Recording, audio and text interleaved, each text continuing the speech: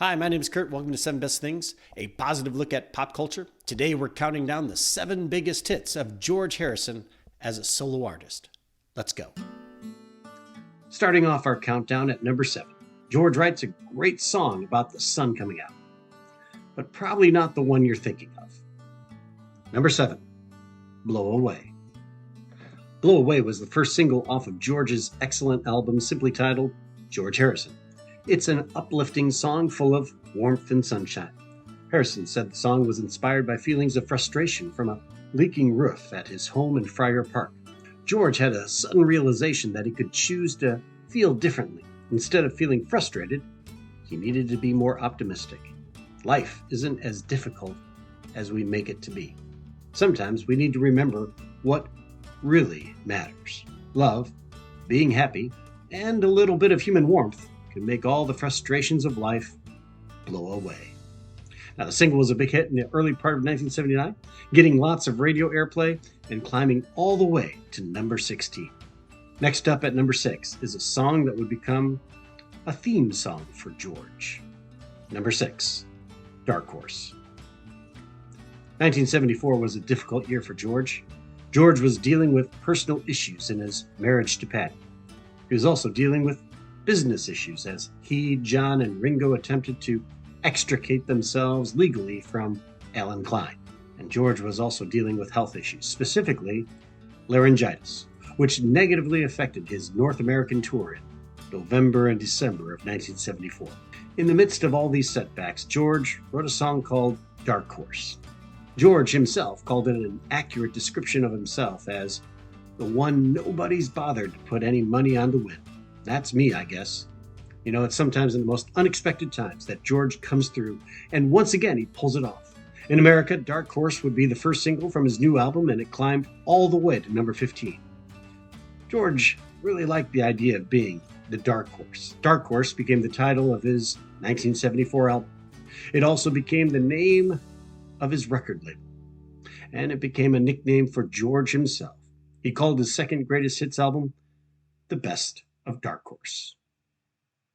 At number 5 is a song that George intended to give away but ended up becoming one of his biggest hits. Number 5, What Is Life? After the Beatles broke up, George released not just a single album, not just a double album, but a massive triple album box set. The first one in rock and roll history. And it was a huge critical and commercial success, and rightly viewed as a masterpiece. Now, one of the singles from the album was originally meant to be given to George's good friend and Apple Music artist, Billy Preston. Harrison wrote the song as a catchy pop tune that he thought would work perfectly for Billy, but once he got to the recording studio, he didn't think it fit very well with what Billy was doing, so he put it away and saved it for a later date. Now, that date came in 1970, when George began recording All Things Must Pass. With help from producer Phil Spector, Harrison turned this song into a classic. It starts with an immediately catchy riff from Harrison's lead guitar, followed by Carl Radle joining in on bass, and then Eric Clapton adding rhythm guitar. Phil Spector added some amazing horns and strings. George's backing vocal was multi-tracked to create a choir of Harrisons, crediting himself as the George O'Hara Smith Singers. What Is Life was released as the second single from All Things Must Pass on February 15, 1971, reaching number 10 on the Billboard charts.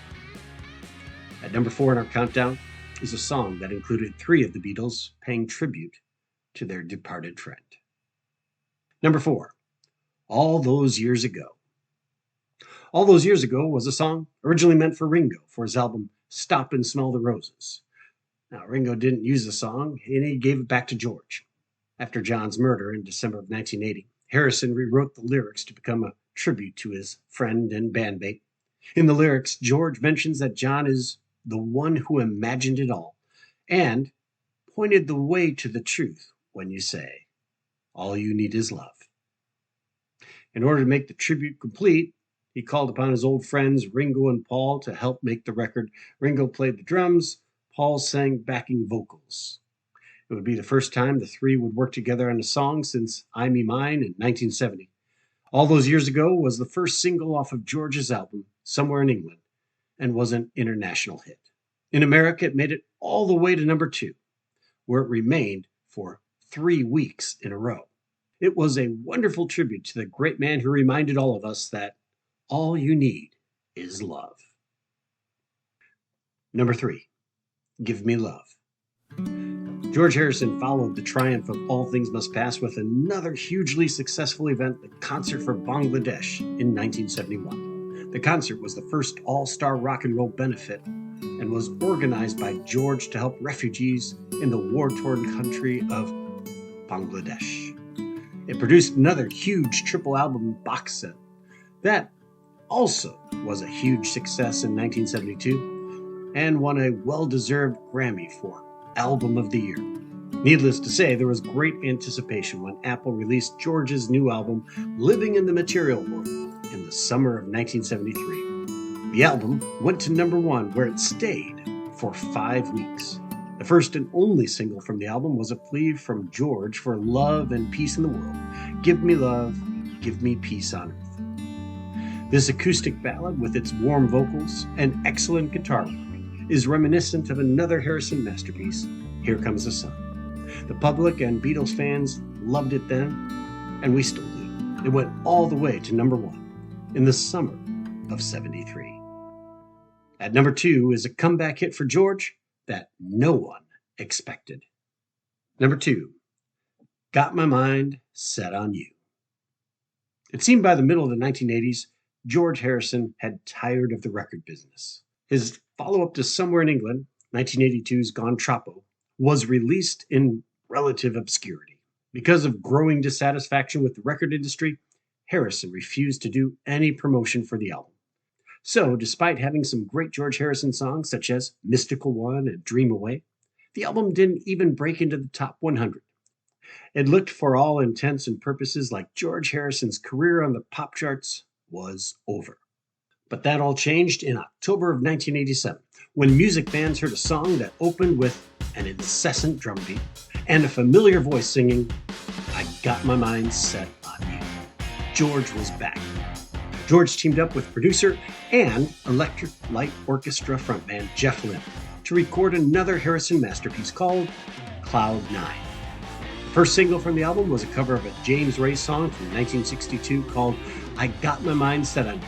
It was a song that George first heard on his first visit to America, when he visited his sister Louise in Benton, Illinois in 1963.